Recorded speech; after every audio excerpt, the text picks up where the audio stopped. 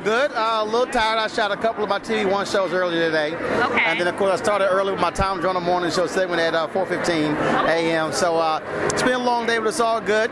It's the 5th year in a row I've been nominated, so hopefully we'll come away with win number 3 tomorrow. Okay, what kind of projects, what new do you have coming up? Well, we've got, for Washington Watch, we've got our 2 Hollywood shows, and so it's going great. Then next week we do our NBA All-Star Game show, and we're doing that on Black Power. And so we spend so much time talking about what's happening on the field, on the court, and so what I'm going to be doing is talking to the black executives who are CEOs of teams, the folks who are in marketing, to give African Americans a different perspective of basketball, and the folks who are in control there. And then also, I just finished an interview with Harry Belafonte, and so we're going to have, that was awesome. I mean, his book was phenomenal, and just to talk to him and the history was just so great, and so we're going to have that as a 2-part interview. Okay, in terms of sports, what do you think about Jeremy Lamb?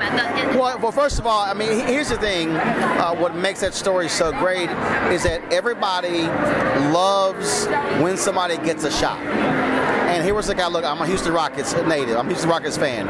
So from Golden State, Rockets trade him. And here's the deal. He was on the end of the bench. I mean, D'Antoni didn't want to play him. Everybody else got hurt. And so it's great. I'm a huge believer when you get your shot, you make the best out of it. So great story. Last question I have to ask. Do you have any regrets about the whole controversial Twitter comment? I've already addressed it. I'm just on my show this Sunday. Okay, and then one last thing. We love your style. What inspires, especially? Actually, the problem is men we don't have many options, and so my deal is, why in the hell I want to be bored to death wearing a tie? So I said wearing a ascot, but also color is great. You know, I get tired of brown, gray, blue. So I'm like, what the hell? Have some color. Okay, this is my one more question.